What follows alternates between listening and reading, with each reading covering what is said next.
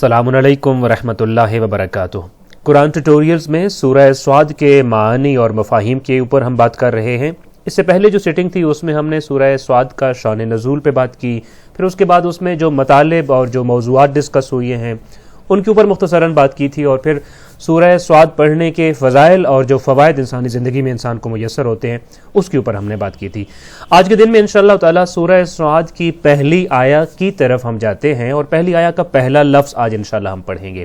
لیکن ایک ریمائنڈر جو سب سے پہلے تو میری اپنی ذات کے لیے ہے، پھر اس کے بعد تمام اپنے ان محترم سامعین اور ناظرین کے لیے جو جن تک میری یہ آواز پہنچ رہی ہے، کہ دیکھیے قرآن مجید کو کوئی انفارمیشن کا بک نہیں ہے کہ جس کو ہم صرف معلومات لے لیں اور ہم انفارمڈ ہو جائیں تو یہ کافی ہو جائے، بلکہ انفارم ہونا، معلومات کا اخذ کرنا، یہ پہلا سٹیپ ہے، اور دوسرا سٹیپ یہ ہوتا ہے کہ قرآن مجید کو ہم اپنی لائفز کے اندر ایکسپیرینس کر رہے ہوں۔ We are living with holy Quran, اور قرآن مجید کے جن جن صورتوں اور جن جن آیات کو ہم نے اسٹڈی کیا اور جن کو پڑھا ہو اور جن کو ہم نے جان لیا ہو کہ ان میں کیا کہا گیا ہے، ان کو اپنی زندگی میں پھر ایکسپیرینس انشاءاللہ تعالیٰ کرتے رہیں۔ سورہ صاد کی پہلی آیا حروف مقطعات سے شروع ہوتی ہے۔ قرآن مجید میں حروف مقطعات 29 سورہ یا 29 چیپٹرز ایسے ہیں کہ جن کی شروع میں آیا ہے یہ ہمیشہ بسم اللہ الرحمن الرحیم کے بعد آیا ہے۔ 29 صورتیں ایسی ہیں جو حروف مقطعات سے شروع ہوئی ہیں۔ حروف مقطعات کا معنی ہوتا ہے وہ حروف جن کو قطع قطع کر کے، الگ الگ کر کے پڑھنا ہوتا ہے، ملا کے آپس میں نہیں پڑھنا ہوتا۔ جیسا کہ سورہ صاد میں تو صرف ایک ہی ورڈ، ایک ہی لیٹر ہے۔ باقی صورتیں جیسے کہ ہم دیکھتے ہیں سورہ بقرہ کے شروع میں آتا ہے الف لام میم، تو ہم ان کو قطع کر کے پڑھ رہے ہوتے ہیں، الگ الگ پڑھ رہے ہوتے ہیں، جوائن نہیں کا، وداؤٹ جوائننگ دیم، علم نہیں پڑھتے بلکہ الف لام میم پڑھتے ہوتے ہیں۔ اسی طریقے سے ہم یا سین پڑھتے ہیں، یا اور سین کو آپس میں جوائن نہیں کرتے ہوتے، الف لام را پڑھتے ہیں۔ تو اسی طریقے سے حروف مقطعات یعنی وہ حروف جن کو الگ الگ کر کے پڑھا جاتا ہے، جوڑا نہیں جاتا، آپس میں جوائن نہیں کیا جاتا، بلکہ ان کو جدا جدا پڑھا جاتا ہے۔ اچھا، ان 29 صورتوں میں سے 2 صورتوں کے علاوہ جتنی بھی دیگر صورتیں وہ ساری کی ساری مکی ہیں، یعنی مکہ میں نازل ہوئی ہیں۔ جو 2 صورتیں مکہ میں نہیں بلکہ مدینے میں نازل ہوئیں وہ سورہ بقرہ اور سورہ آل عمران ہیں، جن کے بارے میں غالب خیال یہ ہے کہ ان کی ابتدائی آیات بھی مکی دور کے فوراً بعد یعنی کہ مدنی زندگی کے ابتدائی اور اولین دور میں نازل ہوئی تھیں۔ اس سے ایک اندازہ جو انشاءاللہ تعالی بعد میں ہم بتائیں گے وہ یہ لگایا جاتا ہے کہ چونکہ ہم اس کا معنی جب بتائیں گے تو در حقیقت یہ کوڈ ورڈز ہوتے ہیں، ان کوڈ ورڈز کا تعلق کو مشرکین مکہ کے ساتھ زیادہ لگتا ہے، اور خاص طور پہ مکی زندگی سے جو کنسرن ایشوز تھے اور جو چیلنجز تھے، ان ایشوز اور چیلنجز کے ساتھ ان کا تعلق اور واسطہ کہیں گہرا ہے، تبھی یہ اس دوران میں حروف مقطعات نازل ہوئی ہیں۔ مدنی زندگی کے آخری دور میں اس طرح کی حروف مقطعات والی صورتیں نازل نہیں ہوئی ہیں۔ دوسرا یہ ہے کہ یہ جو 29 صورتیں ہیں کہ جن کی شروع میں حروف مقطعات آتے ہیں،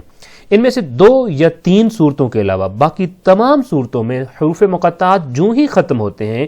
تو فوراً اگلا لفظ یا اگلا سینٹنس یا اگلی فریز وہ قرآن مجید کے بارے میں ہوتا ہے۔ یہاں سے ایک اندازہ یہ لگایا جاتا ہے کہ حروف مقطعات کا قرآنی مطالب کے ساتھ یا خود قرآن کے ساتھ گہرا واسطہ ہے، یعنی اس میں کچھ قرآن کے بارے میں غالباً ڈسکس ہو رہا ہوگا ان کوڈ ورڈز کے اندر۔ ایک تیسری بات جو کہ اس ضمن میں جاننا ضروری ہے وہ یہ ہے کہ قرآن مجید میں بعض مقامات پر ایسا آیا کہ جہاں حروف مقطعات ایک پوری آیا ہے، جیسے الف لام میم میں ہم دیکھتے ہیں، یا سین میں دیکھتے ہیں، لیکن بعض صورتیں ایسی ہیں کہ جن میں حروف مقطعات پوری آیا نہیں ہیں بلکہ حروف مقطعات کے بعد آگے چند مزید الفاظ کا ذکر ہوتا ہے، جیسا کہ سورہ صاد کی پہلی آیا جس کو آپ اس وقت اپنی اسکرین پہ دیکھ رہے ہیں کہ صاد والقرآن ذی الذکر، یہ سارے الفاظ مل کر ایک آیا بن رہے ہیں۔ 2 طرح کی چیزیں، حروف مقطعات کہیں پوری آیا ہیں اور کہیں پوری آیا نہیں بلکہ کسی ایک آیا کا ایک حصہ ہے۔ اب سوال یہ ہے کہ یہ حروف مقطعات ہیں کیا؟ جب ہم الف لام را پڑھتے ہیں، طہ پڑھتے ہیں، یا سین پڑھتے ہیں، صاد پڑھتے ہوتے ہیں، قاف ہا یا عین صاد پڑھتے ہیں، ہا میم عین سین قاف، یا اس کے علاوہ جتنے بھی حروف مقطعات ہم پڑھتے ہوتے ہیں، یہ در حقیقت کیا ہیں؟ اور یہ بڑا عجیب سا نہیں لگتا کہ الف لام میم، and even we don't know کہ what is الف لام میم، اس کا معنی کیا ہے؟ ہا میم عین سین قاف ہم پڑھ رہے ہیں، ہمارا بلیو ہے،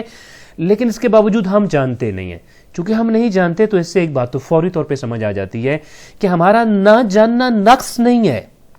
نقص نہ ہونے کی اور ان حروف کے بھی اعجاز اور معجزے پر مشتمل ہونے کی جو سب سے بڑی دلیل ہے وہ خود اہل مکہ اور کفار مکہ اور مشرکین مکہ ہے. دیکھیں کفار مکہ اور مشرکین مکہ نے قرآن مجید کے اوپر ہر طرح کا اعتراض کیا. کبھی وہ کہتے یہ کسی محمد شاعر ہیں اور یہ شاعر کا کلام ہے، کبھی کہتے یہ تو اولین لوگوں کی داستانیں ہیں، کبھی کہتے کہ جو اس میں دعوے کیے جاتے ہیں تو یہ پورے کیوں نہیں ہو رہے، قیامت آ کیوں نہیں رہی، کبھی کہتے کہ اس میں کون سا کمال ہے، ایسی آیات تو ہم بھی بنا کے لا سکتے ہیں. یعنی قرآن کے اوپر مختلف قسم کے انہوں نے اعتراضات کرنے کی کوشش کی ہے، مگر کبھی بھی کسی بھی دور میں اور خاص طور پہ مشرکین مکہ اور اہل مکہ میں ہم یہ دیکھتے ہیں کوئی اس زمانے میں یہ آیتیں زیادہ نازل ہوئی کہ جو قرآن کے اندر نقائص نہیں ہوتے تھے وہاں پر بھی نقائص تلاش کر رہے ہوتے تھے، مگر کبھی انہوں نے یہ اعتراض نہیں کیا کہ یہ کیسا قرآن ہے کہ جس میں مبہم قسم کے الفاظ آتے ہیں اور جن کا کوئی معنی بھی نہیں ہے، جن کا کوئی مفہوم بھی نہیں اور سمجھ بھی نہیں آتی اور جو رائج بھی نہیں ہے. ان کا اعتراض خود نہ کرنا یہ بتاتا ہے کہ اس اعجاز کے سامنے دنگ رہ گئے تھے. لہذا پہلی بات تو کلیئر ہوگی کہ ہمیں سمجھ نہ آنا کوئی ایسی بات نہیں ہے کہ جو خدا نہ خواستہ قرآن مجید کے حوالے سے نقص ہو، بلکہ یہ قرآن کے اعجازی پہلو پہ دلالت کرتا ہوتا ہے. دوسری بات یہ کہ دیکھیں آج کل ہمارے پاس ایبریویشنز آئے ہوئی ہیں، کتنی الفاظ ہیں جن کے ہم ایبریویشنز استعمال کرتے ہوتے ہیں. اس زمانے میں اس قدر یہ چیز رائج نہیں تھی، جہاں تک میرا محدود نالج ہے. آج بہت رائج ہو چکی ہوئی ہے. تو یہ تو ایک ایسی چیز ہے جس کی طرف دنیا بعد میں آ رہی تھی. اچھا ہر ایبریویشن خواہ مخواہ میں نہیں ہوتا، اس ایبریویشن کے اندر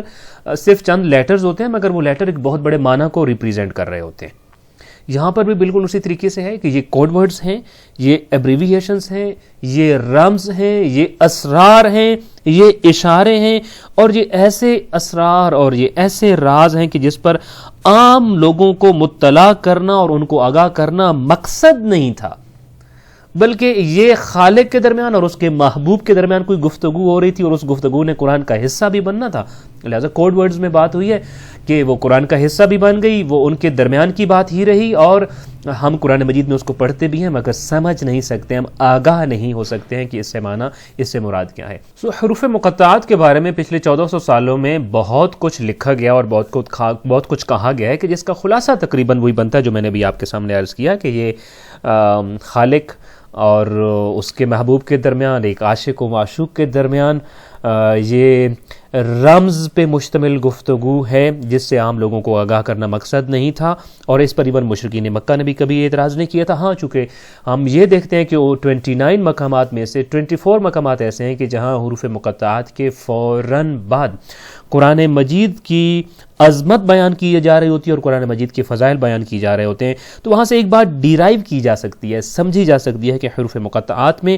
اور قرآن مجید کی عظمت میں ایک خاص قسم کا تعلق موجود ہے. اب اس بات کی طرف آتے ہیں کہ یہاں جو اس سورہ میں شروع میں صاد آیا ہے، اس صاد سے مراد کیا ہے؟